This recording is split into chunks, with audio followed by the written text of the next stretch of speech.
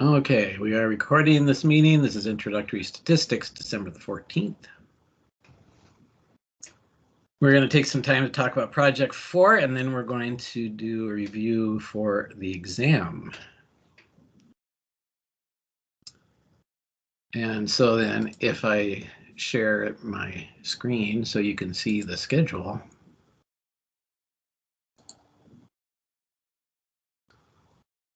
Then you will see that those are the things that are happening today. Project 4, and then test number 7. And that's it.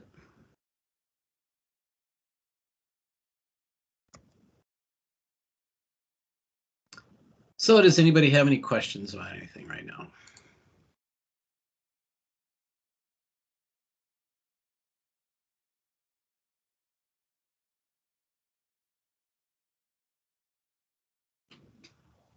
All right. So for Project 4, it's listed out on Blackboard here. And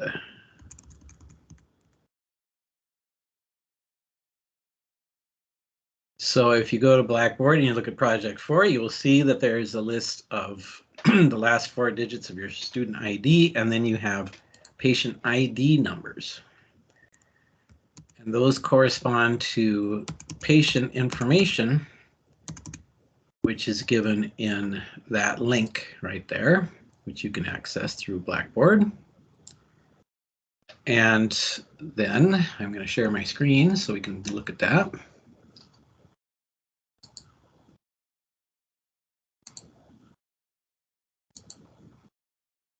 So here we have patient info for Project 4.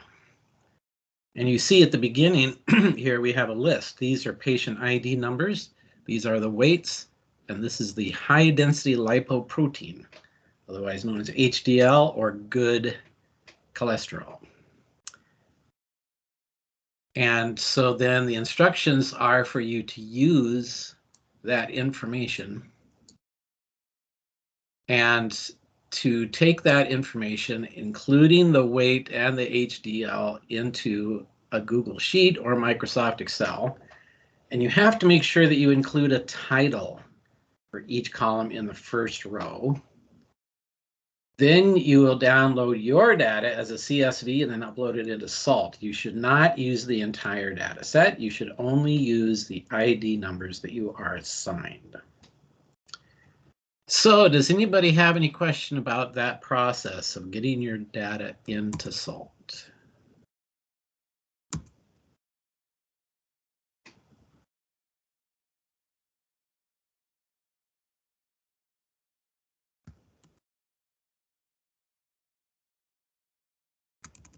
Okay then. So then once you get your data into SALT, hopefully you make that happen.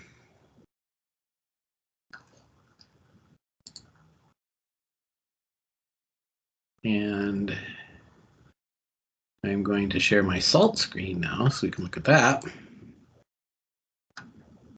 So I'm here in SALT.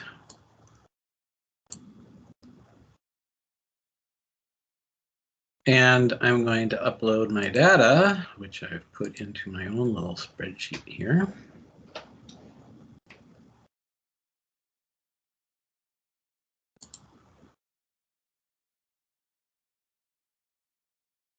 I'm hoping my computer figures it out.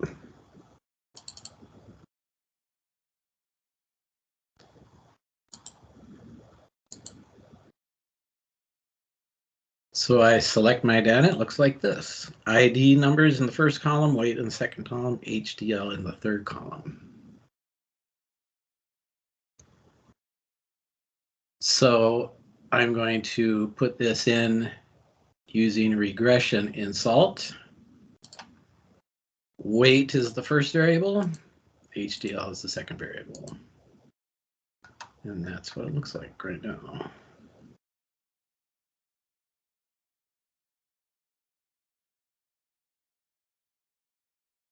All right, so let's see if y'all can talk to me about what's happening here. So, Aaliyah, are you able to use the microphone today, or are we text only? I can use the microphone. Okay. So can you tell me, Aaliyah, do we have a positive or negative relationship, or none of the above by looking at the graph? Would it be positive? How do you know? I'm just kind of seeing that they're all above kind of our starting HDL over here. Okay. I'm sorry. Technically, I would say that's not the best way to figure this out. Darcy, can you tell me what you would say about this graph here? I would say, can you hit that regression line button? I am not going to hit the regression line button yet. I just want to look at the graph. And I want you to tell me, without hitting the regression line button, what you think of the graph as it looks right now. Okay, I would go to that last agenda you did and you had some pictures and I would look at that. Okay. All right, so having those pictures in mind then, possibly. If you go to that agenda from last time, or if you look at the notes or something else, I want to know what you think about this data set in terms of whether there's a positive, a negative, or no relationship between these variables. Mary, what do you think? I am thinking there's no relationship just because it's so scattered. And if there is a relationship, then I would say it's negative. Okay, why would you say negative? Just because most of the scattered plots are on the lower left-hand side.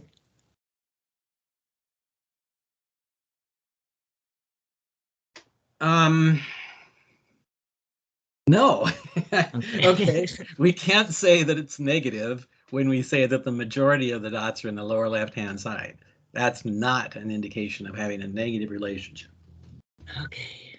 All right, Melinda, can you give me an idea of what you think about this right here in terms of whether it's positive or negative or no relationship?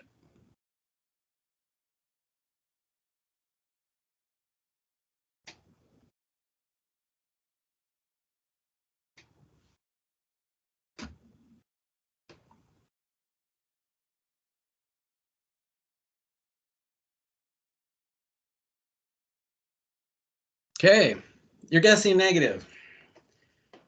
So we don't want to guess. We want to know. We want to have an idea of why. Okay? Can someone tell me, what does the regression line indicate? What is the meaning of the regression line? What does it show me when I'm looking at a regression line?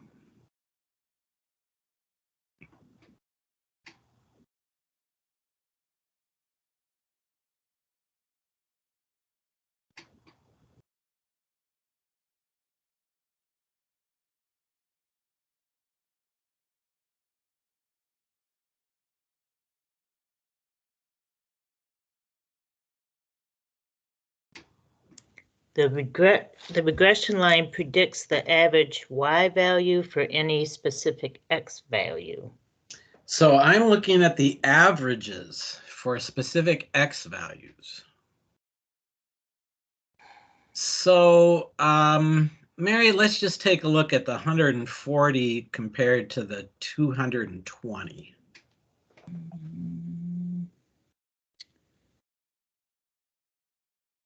140. What would you say about the average if you're comparing the 140 to the 220?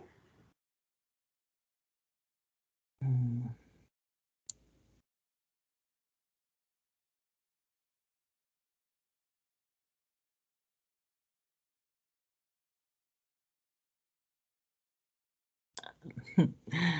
I don't know. I mean, just because they're so scattered, there's like really no. I Okay. can't tell if there's an increase or a decrease. Okay, if we were to say that, then we would say there's no relationship if there's no real change in the average. Okay. But I think we can say it, okay? Mm-hmm. Mary, if you're looking at around 140 to 150, what would be the middle of the Y values? Like where it was right in the middle of that group. You'd have the same number of Y Like values. the 40? At the 40? Okay, if I'm looking at 140 to 160, and I'm looking at the screen I have that Yeah. I'm sharing right now. Okay. Yeah. 40 is not halfway in between all the dots in the Y direction. Halfway between. Oh, okay, you mean like, well, it'd be 50. No, no. Okay, where are the highest Y values in the 140 to 160 range?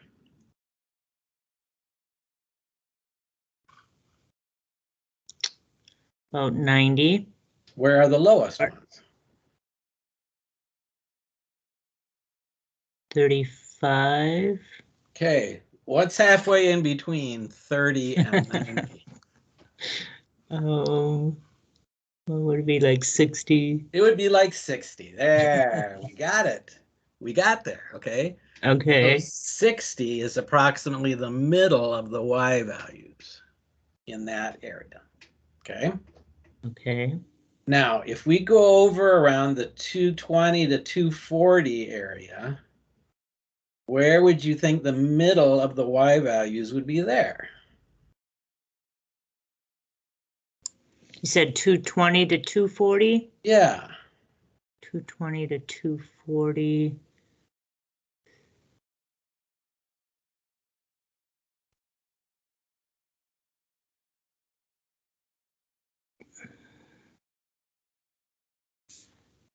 Are you asking like this? What was the question again? The question is, what would be the middle of the Y values? Well, it'd be the same, wouldn't it? What's the lowest Y value in the 220 to 240? Okay, it's below 30. Okay, what's the highest one in the 220 to Okay, 240? okay. So the highest one is 75. Okay, so what's halfway in between? Okay, so then it's going to be about 30 and 50. it's going to be about 50. Is that Okay. higher or lower than 60, Mary?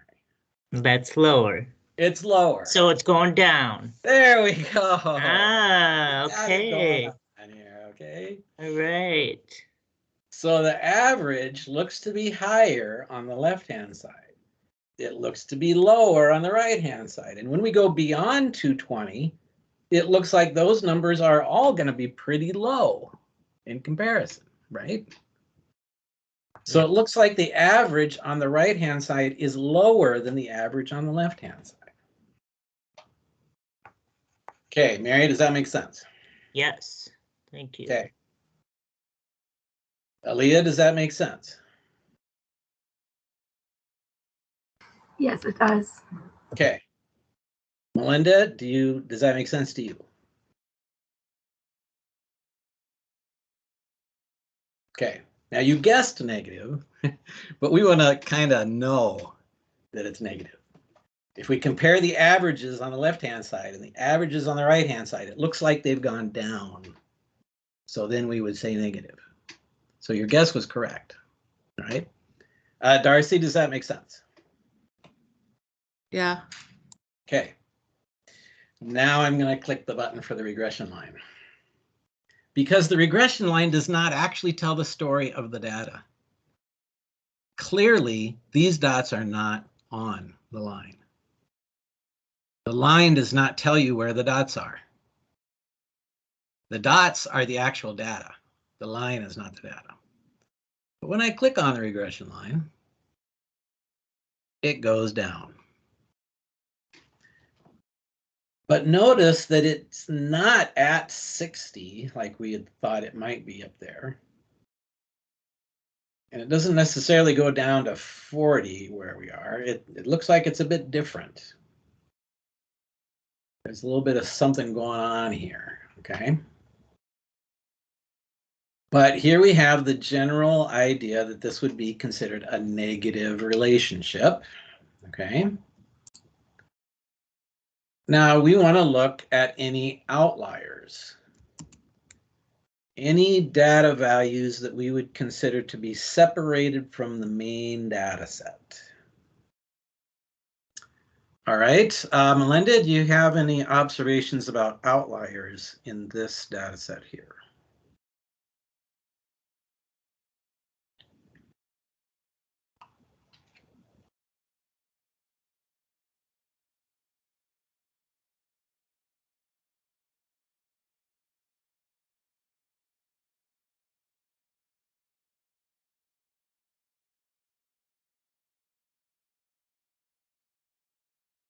Okay, where would they be, Melinda? Where would you locate them?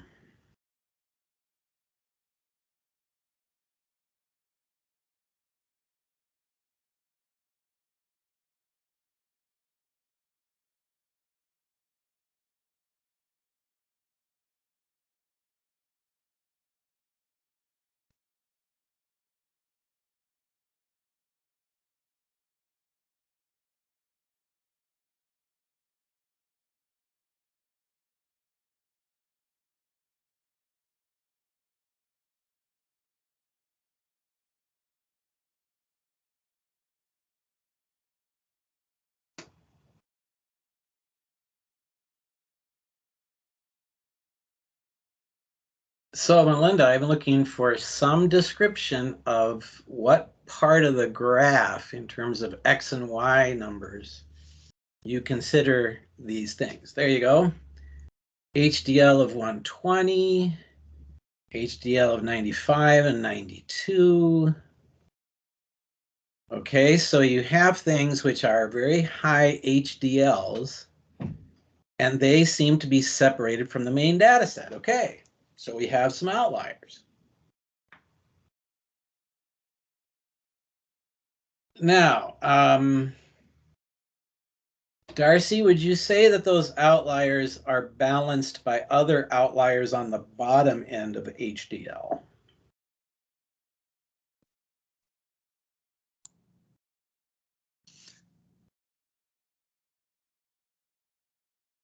Well, I can't see because there's a bar in my way, so I don't know. I have to pass. Okay. So, Aaliyah, what would you say? Would you say that there are outliers on the bottom in a similar way as there are outliers on the top end of HDL?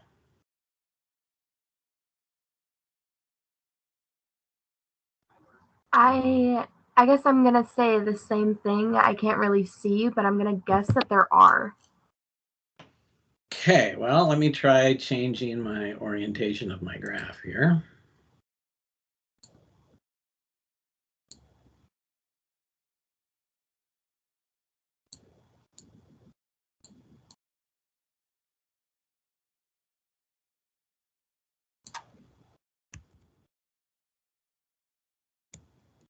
Okay, so there's my graph.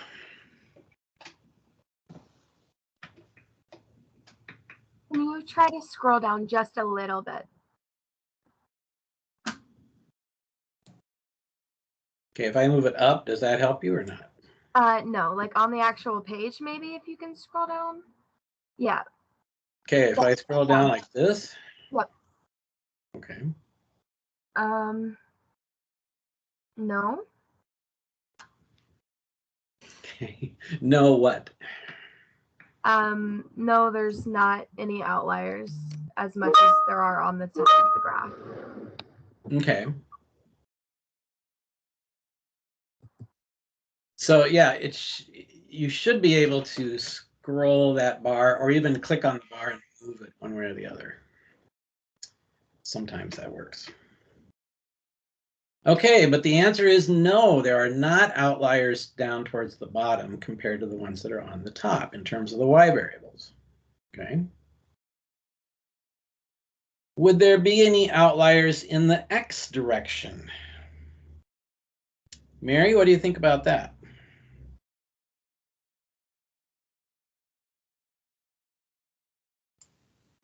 In the x direction, well, I'm just seeing the 2 dots that are like underneath the 30.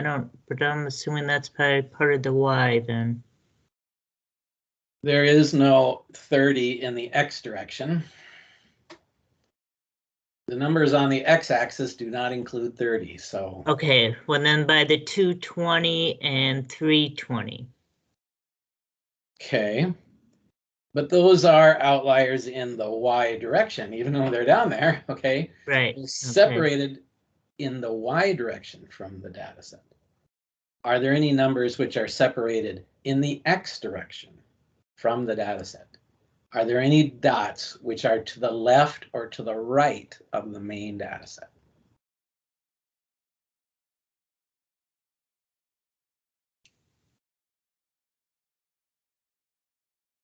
I guess like the one after, near 320 and yeah, I guess. Okay, I guess I would argue here, Mary, that anything above 300 would be considered an outlier, right? Okay, now I see. There's a gap between them in the x direction from left to right. There's a gap there between like From the 280. Okay, I see. And we could even argue that at 240, that those little dots that are out there are not connected to the main data set, really. They're separated from the main data set. Okay. Okay. So we have outliers here. We have outliers in a couple of directions, but we don't have outliers which are symmetric. They are not the same on both sides. So then we would have the possibility of skewness.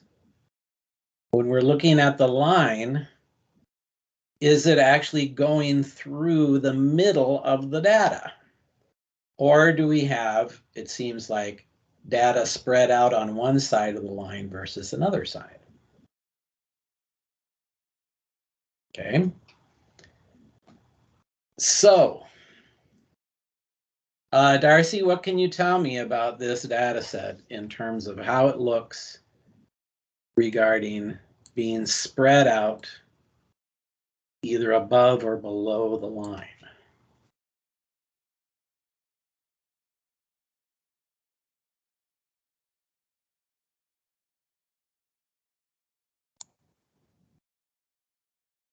It looks like there's more dots on the bottom of the regression line. Yes. And so then if there's more dots on the bottom, then they are more spread out on the top. Okay. So it looks like we have skewness here above the line because the dots are more spread out above the line. Now, when we have skewness and when we have outliers, then we don't have what? If I have skewness and outliers, then what is the thing that I don't have?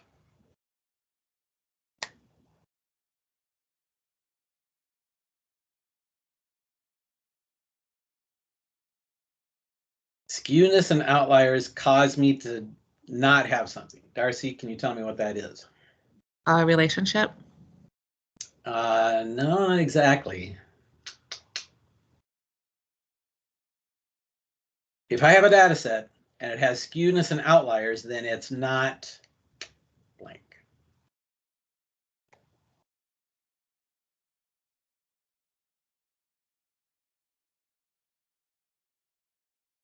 Mary, does that ring any bells for you? I was trying to look it up. I'm gonna guess not bell-shaped. That's right. It's not bell-shaped. Right. Okay. So what's happening here is this data set is not bell-shaped. And if it's not bell-shaped, then the mathematical things that we do are messed up. So this thing about drawing a line that goes through the center of the data and the idea that we can predict something about what's going to happen, that's messed up because this data is not bell-shaped. So we need to be very careful about thinking that we know what's going on, because we really don't. When we draw this line is not an accurate representation of what's happening, because the outliers and the skewness mess with the line so that it's in a place where it shouldn't be because of the skewness and the outliers. But we're going to keep going anyway, because this is the data that we have. We're going to still use it, but we're just going to be aware of the fact that if somebody says, oh yeah, it has a regression here and it has a slope and an intercept and a correlation, you say, well, let me see the graph first. If the graph is skewed or has a bunch of outliers, then I'm not going to believe you, whatever you say. Then you're like, oh, it's this and it's this. No, it's not really, because your data does not support that. Your data is skewed. It's not bell-shaped. Regression lines are based on the idea that the data is bell-shaped. So for skewness for a regression, Melinda, we look at whether we have the distribution of the dots above the line is the same as the distribution below the line.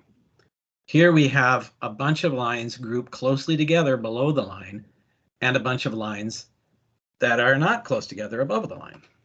So it's not the same. It's not symmetric. It's spread out above and it's clumped together below. So that's skewness in our regression here.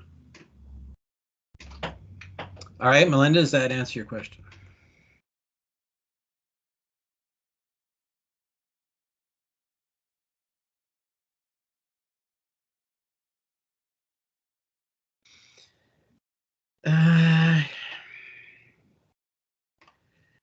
No, we're not really going to talk about right and left skewed because, well, the fact is that the line is all based on y values, right? The line is trying to tell me where the average y value is. So having the y values be skewed is really the main problem with us. If the x values are skewed, that brings up a different kind of a thing we're not going to talk about. But we're going to say that we're okay with x values being skewed, but the real problem comes with the y values are skewed. So you can have positive or negative skewness in the y direction when we're talking about making that line.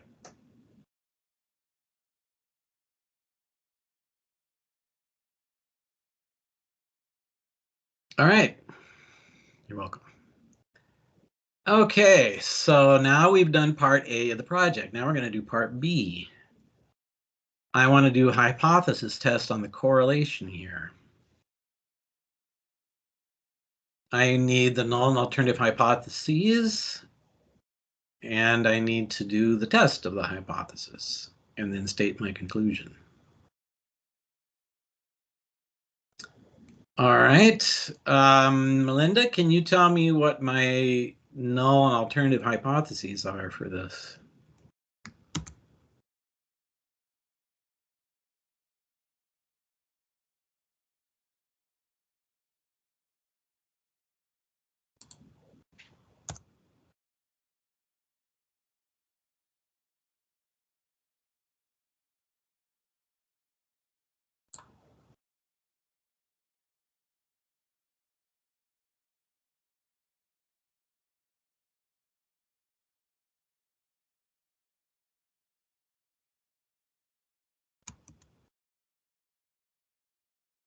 Okay. Aaliyah, can you tell me what null and alternative hypotheses are for this?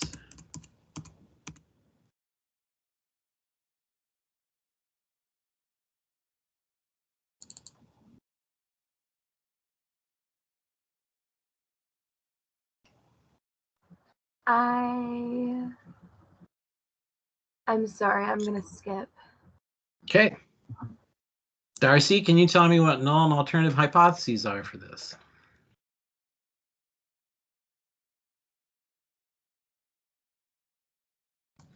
There is no, so there is no lunar relationship between X and Y. Okay. What symbols do we use for that, Darcy? So we're gonna use H sub O or 0. Right. Two little dots. P equals 0. Actually, no, it's not a P. Mary, can you tell me what that is?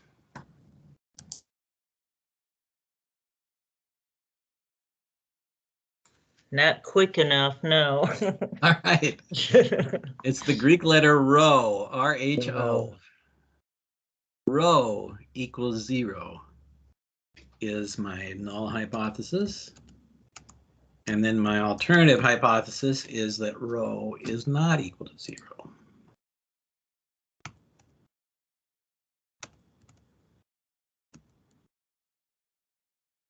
Okay. These are my null and alternative hypotheses. So how am I going to draw a conclusion here? Melinda, can you tell me what I'm going to look at in SALT in order to draw a conclusion for this?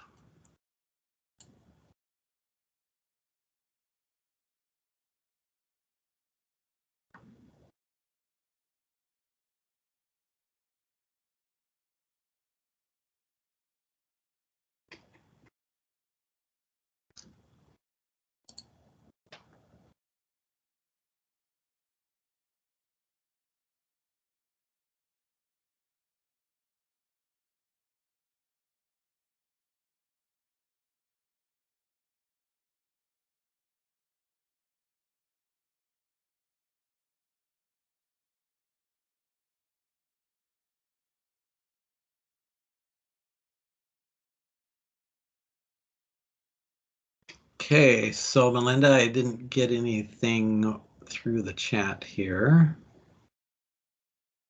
Mary, can you tell me what I need to do draw a conclusion from SALT here? SALT.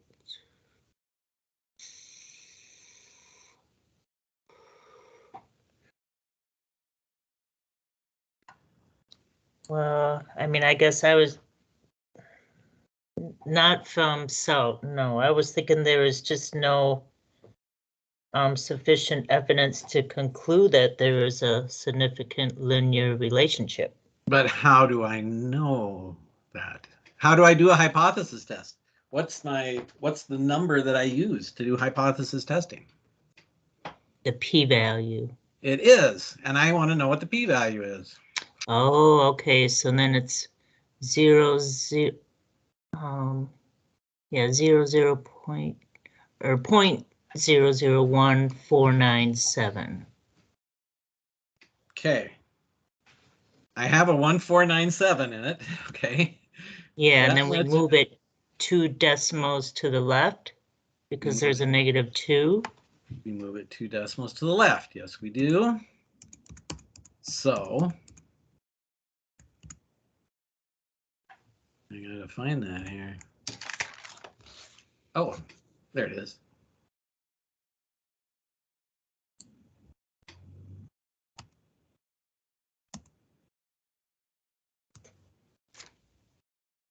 So I have 1.497 e -2.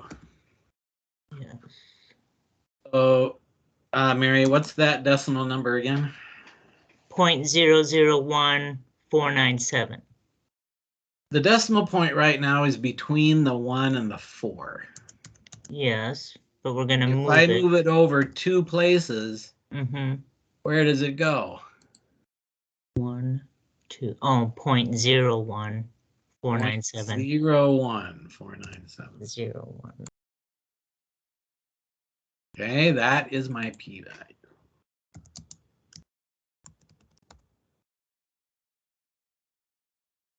All right.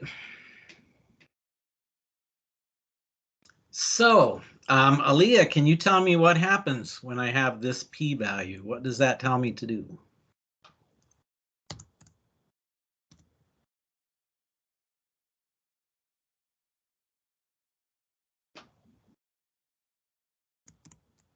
Would that be the number that's telling you how much to go up each time, like your standard deviation?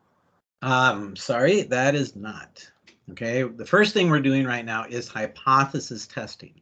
So I want to look at the conclusion that I draw from my hypothesis test based on this p-value.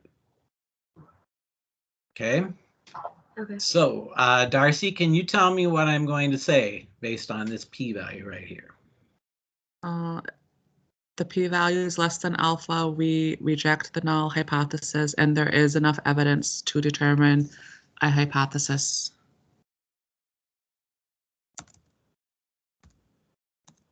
Okay, not quite, but we're getting there. The p-value is less than alpha because we said alpha was 0.05 previously.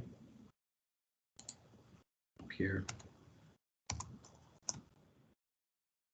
Alpha is equal to 0.05. P-value is less than alpha.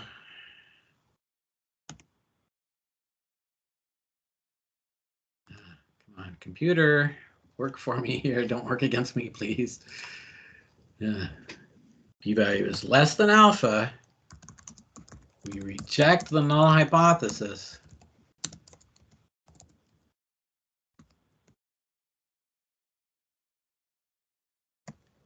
Okay, Mary, can you tell me what happens when I reject the null hypothesis?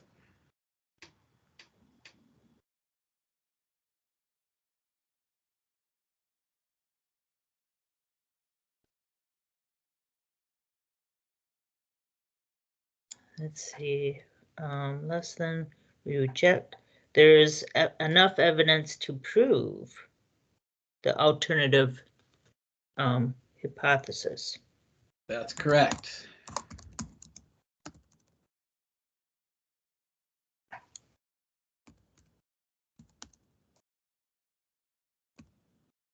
Okay. Darcy, does that make sense what she just said? Well, that's what I said. I don't understand what I didn't say. Okay.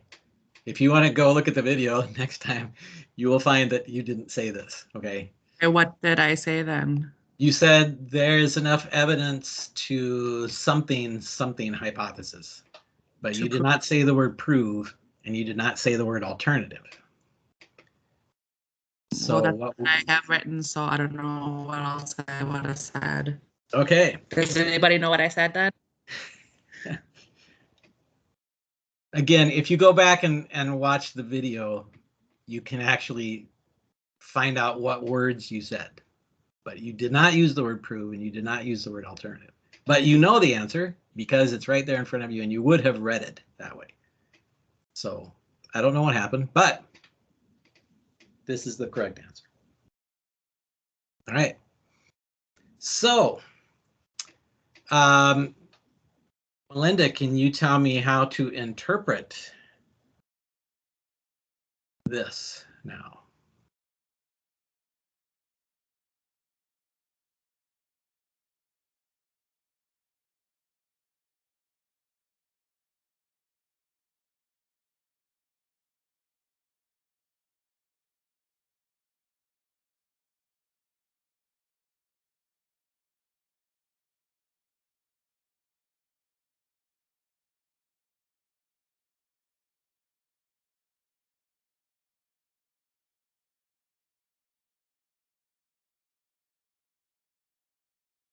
Okay, there is a relationship with HDL and weight.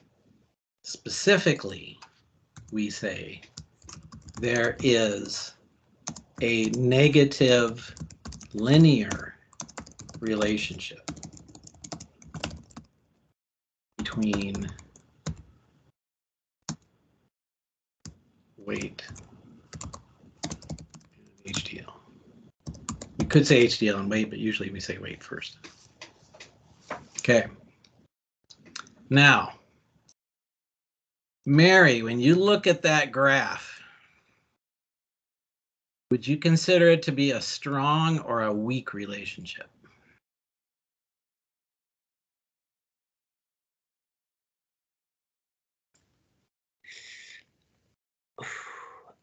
I would say strong. Okay, how do you know? The grouping of the dots are they're kind of close proximity. Okay, if we had close proximity with these dots, Yeah. they might be within 10 of the line, Okay. but So they're then not. it's weak. And it's weak. Okay. Now, the numbers by themselves, when we just look at the numbers themselves, okay, there's the width of the line, or the width of the dots, I mean, compared to the line. Might not necessarily be easy to do that, but let's look at the number for the correlation, okay? Mary, can you tell me what the number is for the correlation? Negative 0.2477. Okay. And then do you have the interpretation of that? Again, not quick enough. Okay. Anybody have the numbers for interpreting that relationship?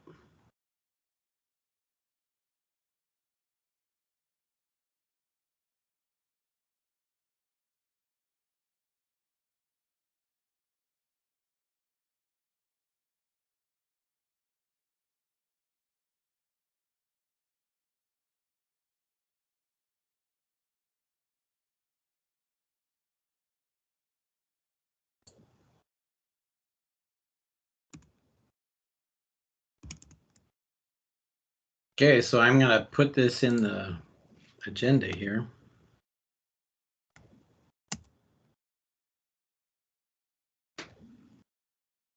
We have a weak negative linear relationship. So it seems like there is a decrease here, that people with higher weight have lower numbers of HDL, but it's not a strong amount of change. We would not say, oh yeah, it's clear and obvious that this happens. There's a lot of overlap.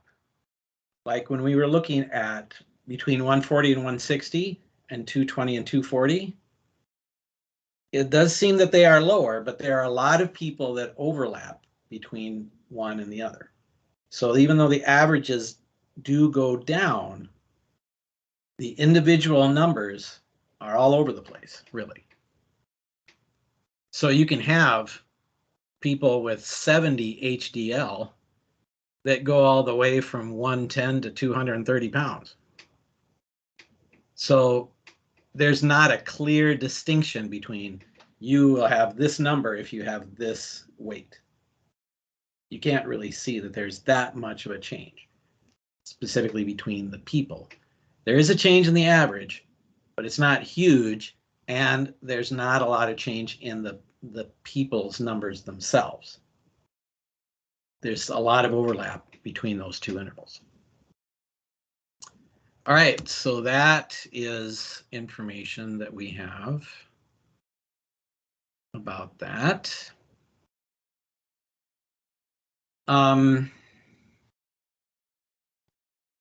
If we changed our alpha to 0.01,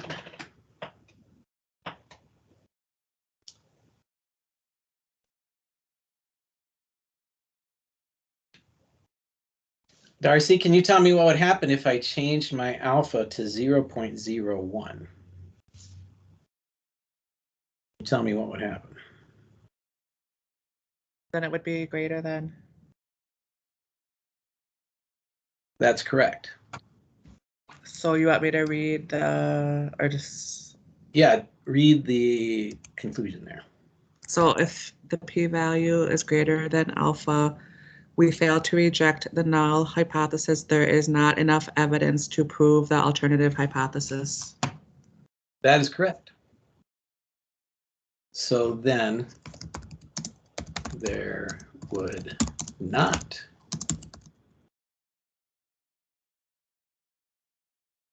prove the alternative hypothesis.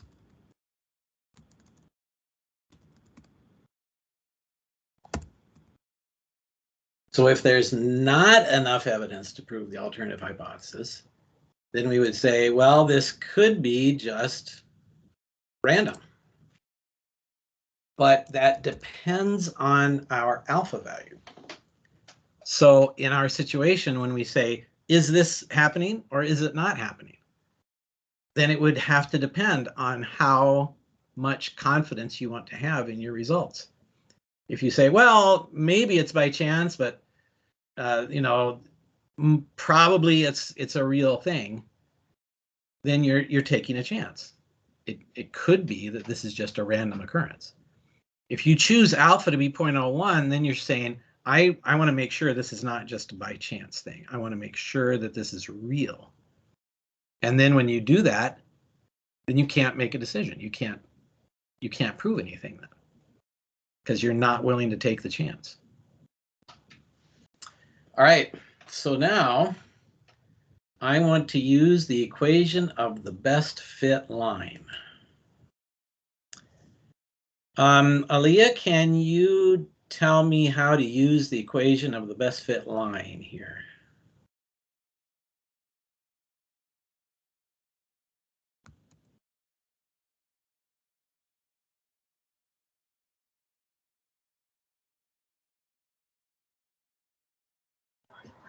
I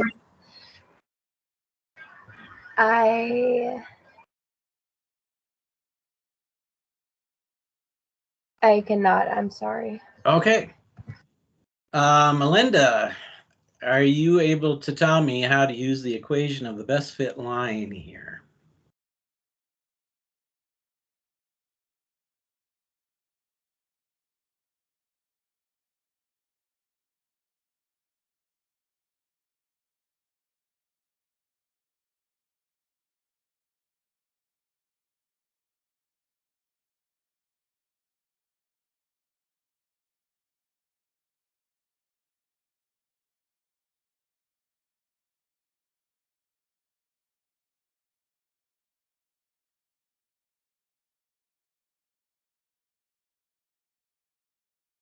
Okay, that's correct, Melinda. Y is equal to mx plus b. And now I want to use that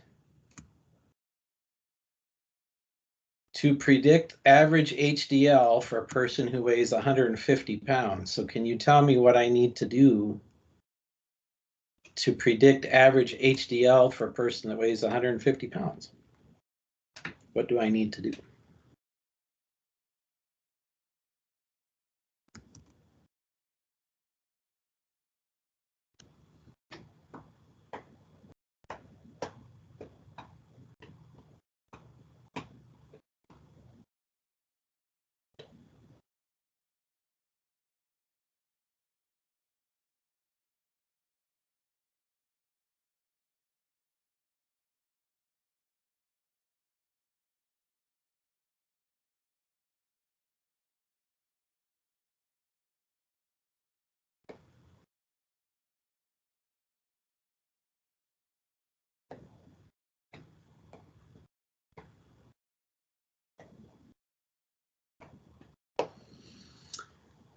Okay, so I'm not getting information from Melinda. Mary, can you tell me how I'm going to use this to predict my HDL for a person that weighs 150 pounds? The HDL, okay. So the Y is the HDL. The X is the weight. So X, okay, so the weight times I think it's the coefficient estimate. Oh, it's right there, shoot. Okay, So weight times the 0.8. Oh, yeah, and the coefficient, okay.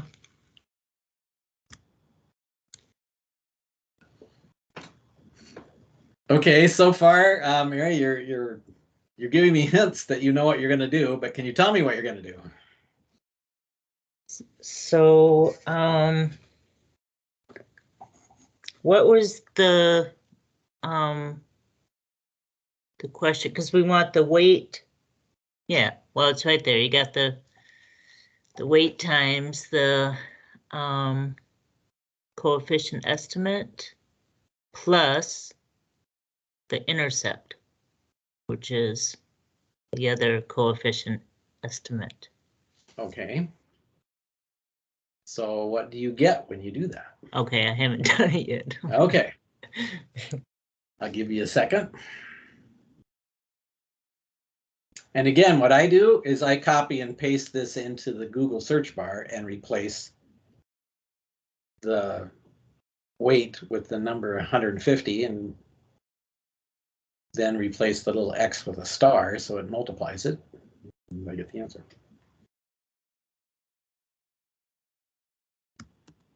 And hopefully what you get is somewhere around 52.7.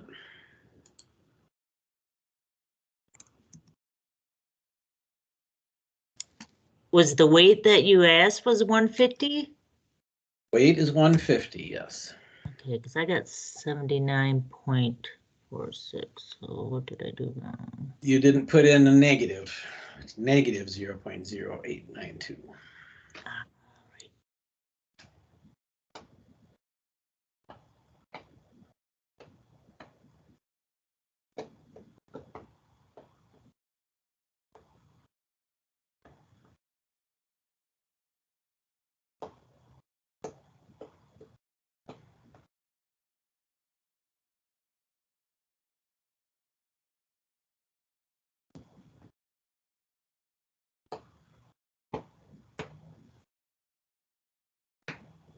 All right, Mary, did it come out to be 52.7 now?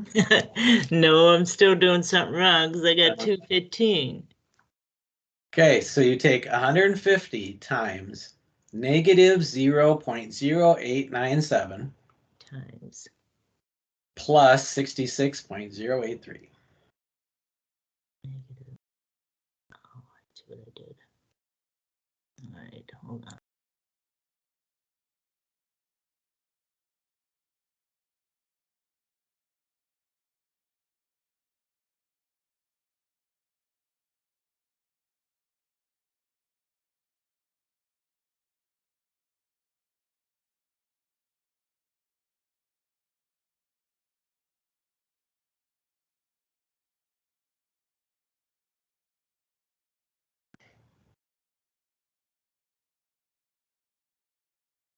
Ooh, 52.703. Okay, close enough. All right, 52.7. All right. Now, Mary, when you look at the graph, is that reasonable?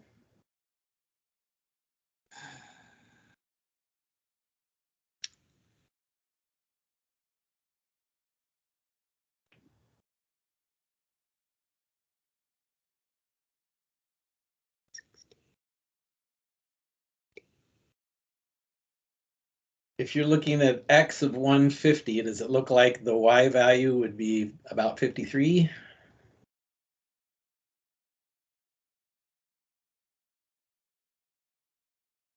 $30, $40, $20.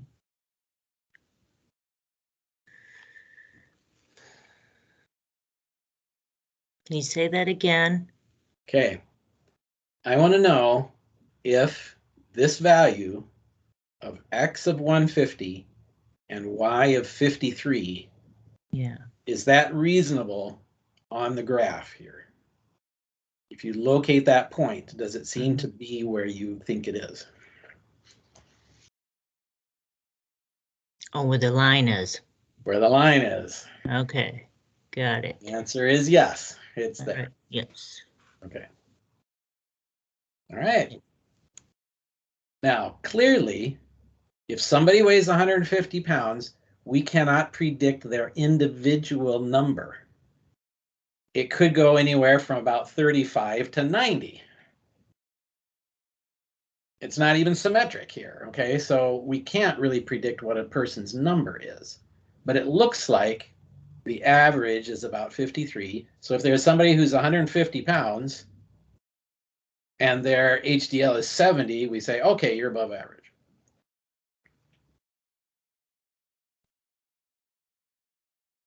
That's what we'd be able to say. All right. Now, this is somewhat of a difficult question. Dan Olson, are you out there, by the way, or are you in the wind?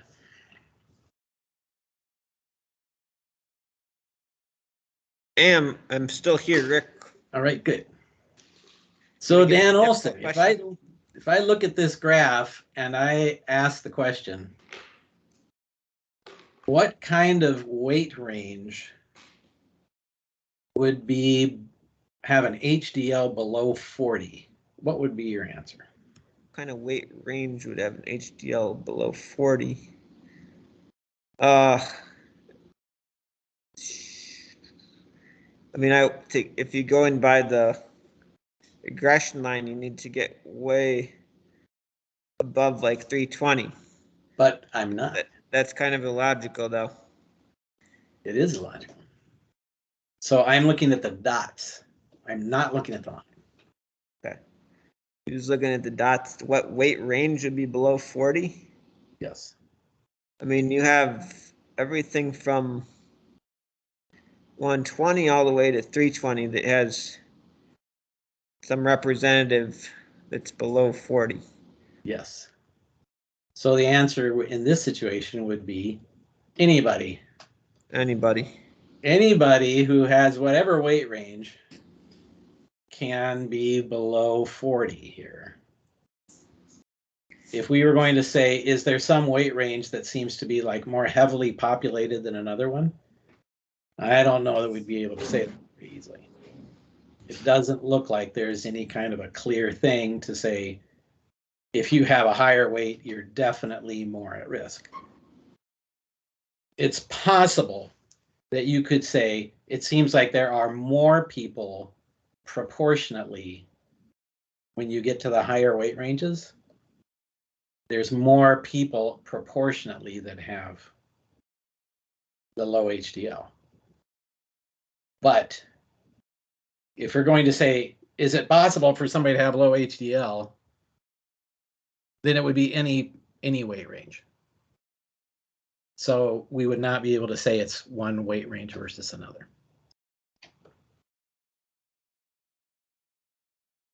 All right, there we go.